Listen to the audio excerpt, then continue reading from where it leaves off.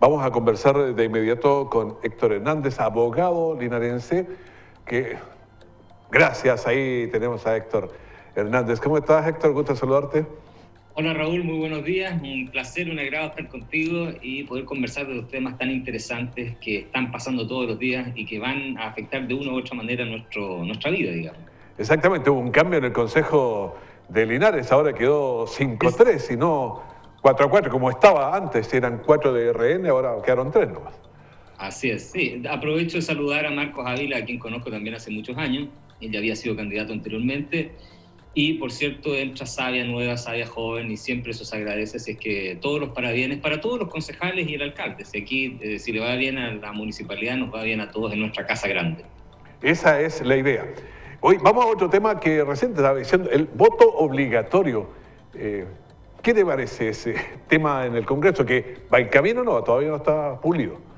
Así es. Bueno, hemos conversado varias veces el tema obligatorio y de cómo este fenómeno de la abstención, digamos, electoral y esta apatía, desidia de la ciudadanía en general por participar en los procesos electorales ha ido afectando, si no la legitimidad, sí la representatividad de cada uno de quienes han sido elegidos desde el año 2012 en adelante, que es cuando se establece esta reforma que cambia el voto desde obligatorio a voluntario, ¿cierto? Uh-huh. Y que si bien esto es un fenómeno internacional que ocurre en todos los países, fruto de la crisis que vive el modelo representativo o de democracia representativa, en Chile, evidentemente, yo creo, a esta altura había llegado a límites ya bastante insondables y que eran una alerta respecto de lo que la clase política debía hacer. Recuerda tú que esta última elección, este fin de semana pasado, el domingo, votó apenas el 19 punto algo del padrón electoral. Para hacerlo más gráfico, de 10 chilenos, solo 8 fueron a votar por gobernador regional, con la relevancia que eso tiene. Por lo tanto, yo creo que fue esa luz de alerta definitiva final, porque ya a principios de año se había presentado un proyecto que restablecía el voto obligatorio, pero que fue rechazado. Por lo tanto, yo creo que esto es la consumación de ese proceso ya que venía cocinándose hace rato, digamos, en la forma en que la gente estaba entendiendo su participación electoral. Pero hasta aquí está un poco rara la cosa porque te dicen es voto obligatorio, pero sin un castigo, sin una multa. Entonces a mí me dicen, usted tiene que ir a votar obligado. ¿Y qué pasa si no voy? Nada, o sea, no sé cómo que le encuentro poco lógico a eso. A ver, de partida consideremos que el proyecto ingresa con ingresa la idea de restablecer el voto obligatorio. Eso es la base, digamos. Ingresa con varias indicaciones que fueron rechazadas todas en la Cámara de Diputados. Entendamos que el proceso de formación de ley ingresa en una Cámara y se revisa en la otra. Si hay conflictos ahí, no hay unión, acuerdo, digamos, pasa a una comisión mixta y esa finalmente vuelve a la Cámara de origen, para que entendamos claramente cómo es el proceso de formación de la ley. Claro. En este caso parte la Cámara de Diputados a través de una moción parlamentaria de una diputada, Joana Pérez, de la Democracia Cristiana, y se le incorporan varias adiciones, mociones, digamos, que pretenden agregarle cosas a ese proyecto de ley. El primero fue eximir a las personas mayores de 75 años, que se rechazó. El segundo, eximir a las personas discapacitadas, también se rechazó. Y el tercero, eximir a aquellas personas extranjeras, pero que ya tenían residencia definitiva. También se rechazó eso. Por lo tanto, todas esas personas estarían obligadas a votar. Ahora el proyecto, así como está, como fue aprobado, pasa al Senado. Y el Senado, evidentemente, siempre formula mejoras, digamos, o reestructuraciones, para que no suene como que se hace mal en la Cámara de Diputados, reestructuraciones, digamos, que le dan un carácter nuevo a ese proyecto de ley con una idea original. Y lo más probable es que ahí, esas deficiencias que tiene, porque presenta dos grandes deficiencias. Una, tú ya la mencionabas, la relativa a que no hay sanción. O sea, es inscripción automática, voto obligatorio, pero si tú no votas no hay sanción. Eso es de perogrullo que tiene que corregirse, porque si no, no tendría ningún sentido. Nadie iría a votar. Eso no tiene sentido, no tiene ningún sentido. Ningún sentido, claro. Y también para responder a las críticas, o a los críticos del voto obligatorio, porque también hablemos de que aquí hay una postura en contra.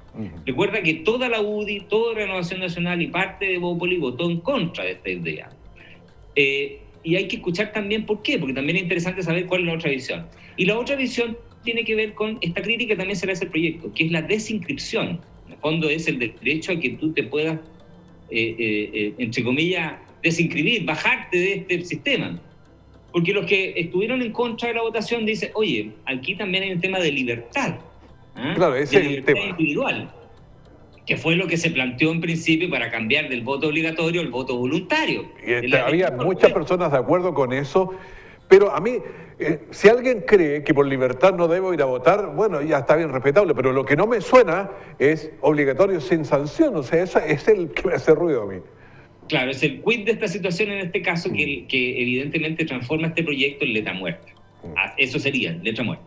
Pero como te decía, finalmente lo más probable es que en el Senado esto se corrija y estos dos aspectos, entre comillas, para respetar la libertad individual, establecer alguna posibilidad de desinscripción, de que me pueda desinscribir, me pueda bajar, entre comillas, pueda presentar excepciones para que yo no esté obligado a votar. Y segundo, que haya una sanción efectiva, evidente, que represente finalmente este sentido de deber cívico que tenemos todos los ciudadanos de contribuir al desarrollo democrático de nuestra nación.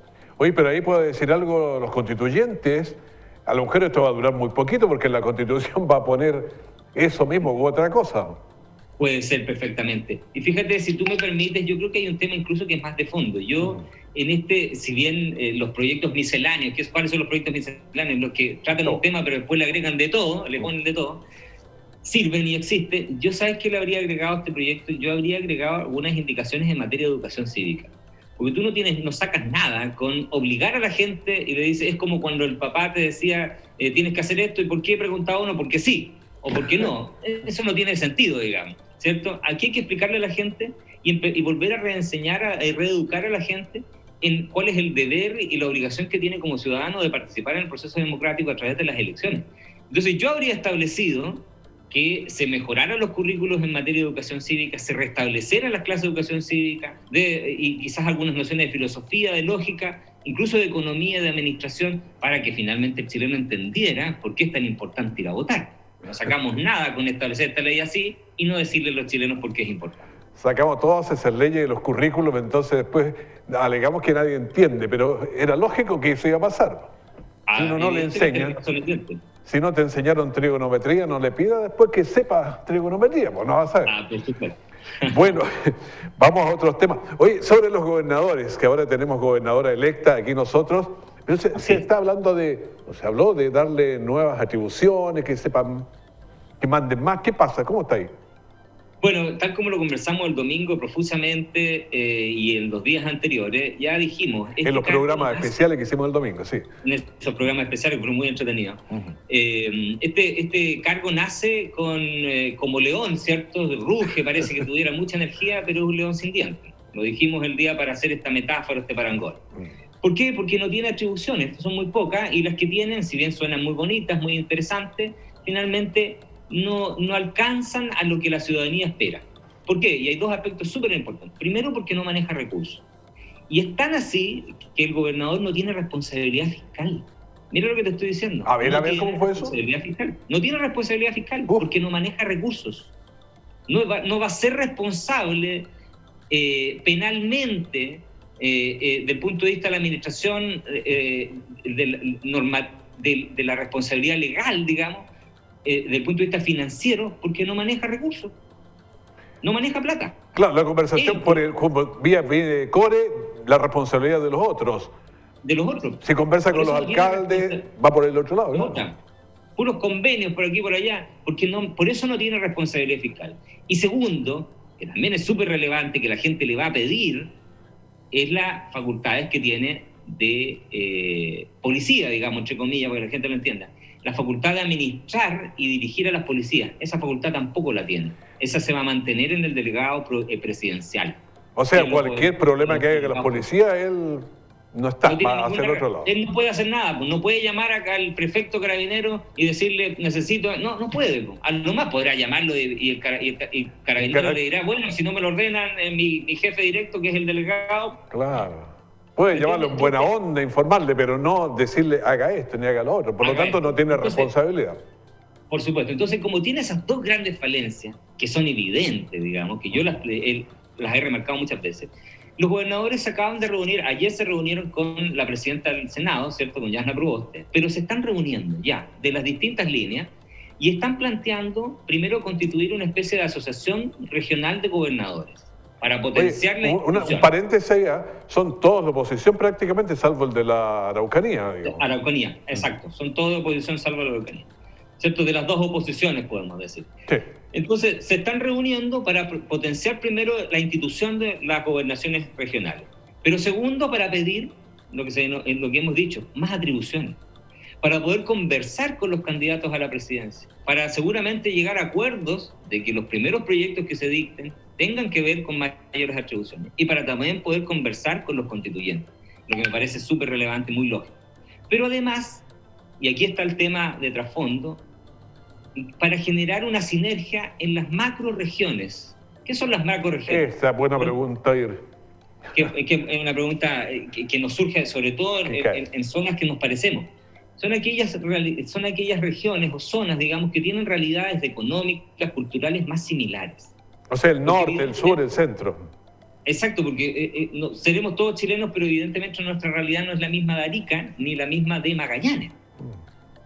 Por lo tanto, cuando tú generas ciertas sinergias en zonas similares, puedes mejorar el clima económico, pero también mejorar las oportunidades que van a tener las personas de trabajo, de calidad de vida, porque tú generas soluciones y buscas alternativas ideadas para esa zona. ¿Ya? Y se habla de 4 o 5 macrozonas en Chile y que incluso ya está planteado. A ver, ¿cómo serían? ¿Cuáles serían? Mira, se habla de la macrozona norte. ¿Como el norte grande? Norte grande, norte chico. No, norte grande básicamente. Después el macrozona centro, que sería Coquimbo, Valparaíso, Santiago quedaría aparte. Después la macrozona sur, que seríamos O'Higgins, Maule, Ñuble, Biobío. Después la macrozona sur, que vendría a ser los ríos y los lagos. Y la austral, que vendría a ser Aysén y Magallanes. Que tiene, si tú te fijas, similitudes. Muchas similitudes. De clima, etcétera, etcétera. Entonces, ese aspecto es muy relevante y creo yo que estas son las sinergias que tendrían que surgen y son positivas de esta nueva institución que son los regionales. Bueno, creo que está interesante todo este debate que, bueno, están haciendo la previa, entonces diríamos los gobernadores regionales, porque también la estaban haciendo los constituyentes. También, claro. Y estas son las ideas que, como te digo, que está bien, porque estas son las ideas que tienen que nacer, que tienen que surgir, y van a ser estas las sinergias que lo más probable es que permitan que cuando asuman los gobernadores ya esté bastante conversado y adelantado cómo allegarles nuevas atribuciones para que efectivamente cumplan el fin que todos esperamos y que todos deseamos, que sea el progreso de nuestra región. Pero esto nace como una idea de ellos, pero después tiene que ir a la Cámara de Diputados, tiene que ir al Senado, o sea, ¿es el camino que tiene que seguir? Bueno, vamos a ver cómo van las cosas, porque una cosa es que, valga la redundancia, entre en este periodo parlamentario y lo más probable es que entre en el próximo periodo parlamentario y en la Convención Constituyente. Estos temas están todos, como dicen, en discusión. La discusión está licuosa, como dicen en política. Licuosa. En periodismo decimos noticia en desarrollo. Noticia en desarrollo también, claro. Así que, bueno, varias cosas. Te agradecemos mucho todos los comentarios porque nos permiten irnos posicionando de las ideas, de la verdad, de lo que está pasando en nuestro país, en nuestras regiones. Ahora, tenemos otro tema, ¿qué va a pasar con Perú? Por ejemplo, tenemos nuevas relaciones internacionales, hay mucho. Podemos conversar en algún minuto también de esos aspectos. Por supuesto que solo brevemente, Castillo ya hoy día señalaba, o ayer, digamos, que las empresas chilenas se queden tranquilas, digamos, porque siempre surge, mira, una cosa son las elecciones y es todo el populismo propio del proceso electoral, y luego ya, como dice el dicho, otra cosa es con guitarra. Claro, uno de los hombres fuertes de Castillo había dicho que las empresas fueran tomando sus bártulos para irse a Chile, claro. Así, y sobre todo las chilenas. Sí, claro. Y fíjate que el 30% del PIB, mira lo que te voy a decir, el 30% del PIB peruano se debe a la inversión chilena, el 30%. Entonces no es tan sencillo como decirle, agarren sus cosas y váyanse, no. Y hoy día ya Castillo les ha puesto paño frío y ha dicho no se preocupen, aquí las cosas se van a respetar y que la institucionalidad se mantiene. Por supuesto van a tratar de mejorar algunos aspectos que como su realidad lo requiere, lo van a exigir, lo van a pedir, por algo fue elegido, digamos. Claro. Pero ya le está dando tranquilidad a la inversión chilena.